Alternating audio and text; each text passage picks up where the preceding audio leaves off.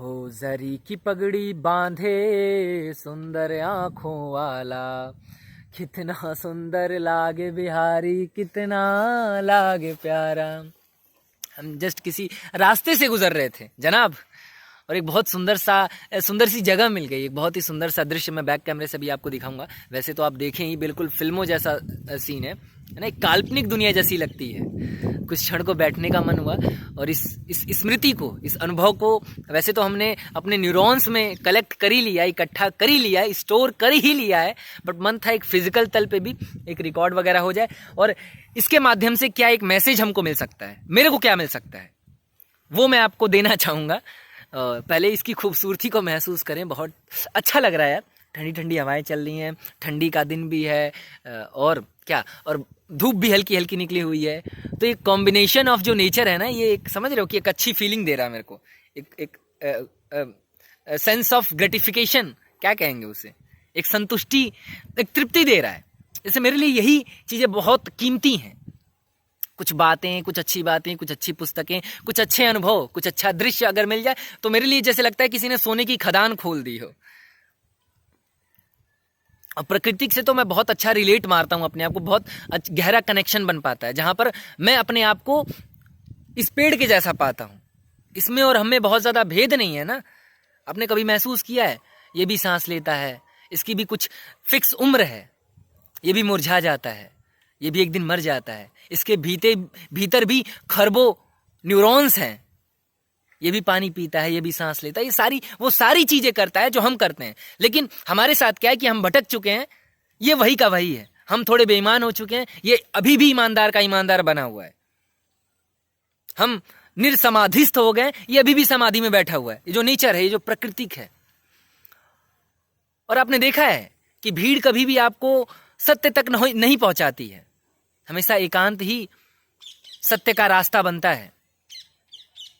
देखते हो, इंसानों की भीड़ जब इकट्ठा होती है तो इंसान अभद्र हो जाता है, इंसान बेईमान हो जाता है, इंसान अपनी पूरी सभ्यता और पूरी संस्कृति को खराब कर डालता है। लेकिन जब पेड़ों की, प्रकृतियों की और कुछ फूलों की जब जमावड़ा जब इकट्ठा होता है तो वैसी जगहों पे शांति ही शांति बरस जाती है।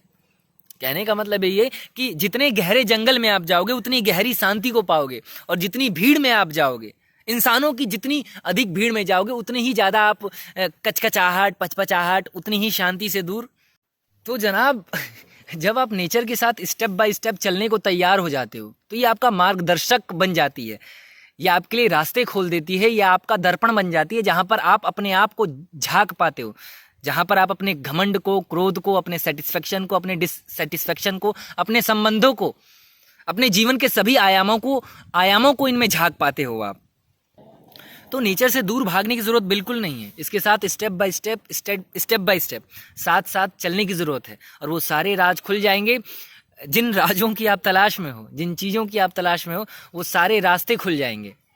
आपने देखा है कि जो गहरी से गहरी जो पुस्तकें हुई हैं, जो ग्रंथ हुए हैं, उनका आविष्कार कहाँ से हुआ है, इन्वेंशन कहाँ से हुआ है? पहला माध्यम ये नेचर ही बनी है। इसके पास प्रेम के खजाने हैं, इसके पास ध्यान के खजाने हैं, इसके पास वो सब मिलेगा आपको जो आपके जीवन के उत्थान के लिए जरूरी है।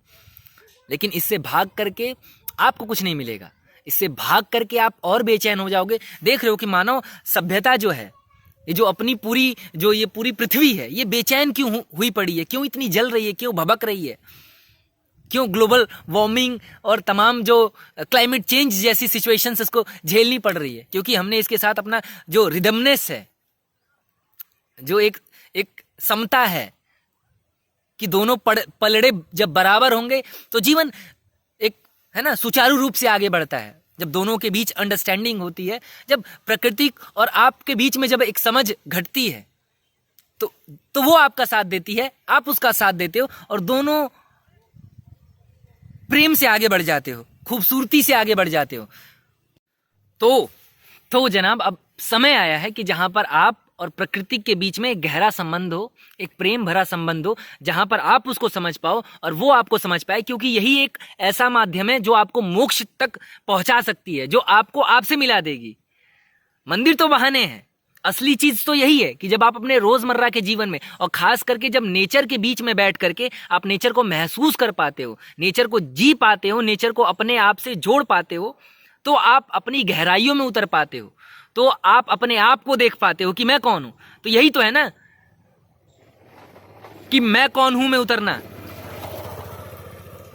यही तो सत्य है ना कि मैं कौन हूं। इसको जान जाओगे तो सब जान लिया, इसको ही नहीं जानोगे तो मंदिर जाते रहो, घंटा डुलाते रहो, चुटिया रखते रहो, जनेऊ पहनते रहो, तिलक लगाते रहो, कोई मतलब नहीं है। मैंने अगर बढ़िया कपड़े पहन लिए हैं तो इससे मैं अपने भीतर कोई परिवर्तन नहीं ला सकता, और हो भी नहीं पाएगा ना।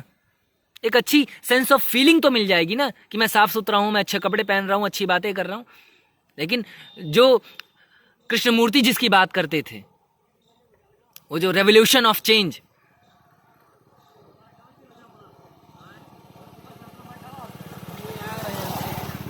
वो जो अर्जेंसी ऑफ चेंज की बात करते थे,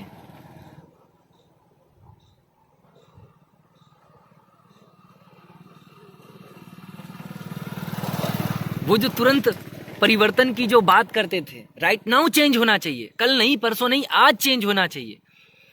अगर वो परिवर्तन चाहते हो तो कनेक्शन फील करो, जोड़ो अपने आप को प्रकृति से, अपने आसपास पेड़ों को काटना बंद करो, अपने आसपास कुछ और फूलों को लगाओ, कुछ और पेड़ों को लगाओ, और बैठो कुछ क्षण उनके पास, उतर जाने दो अपने आप को उनकी गहराइयों में।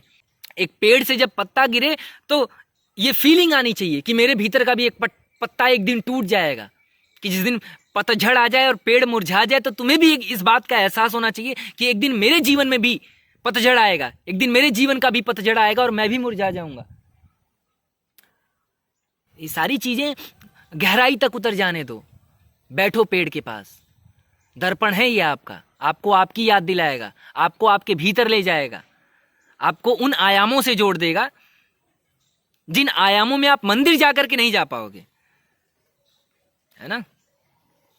तो बहुत खूबसूरत सी जगह है यार। भाषण तो हमने बहुत दे दिया आपको, लेकिन जगह आपको नहीं दिखाई। जगह देखें, बहुत खूबसूरत है यार, एक फिल्मों जैसी फीलिंग आ रही है। तो 2 क्षण को मन हुआ कि रुक करके कुछ आपको दिखाया जाए जनाब। तो बस यही सारी चीज़ें थी। आई होप कि जो भी हमने वार्तालाप आपसे की है वो आपके भीतर तक पहुंची होगी, और आप भी अब मंदिरों की बजाय प्रकृति के पास बैठना और उसकी समता में डूबने का प्रयास करेंगे। यहीं से आप अपने आप को पा पाएंगे।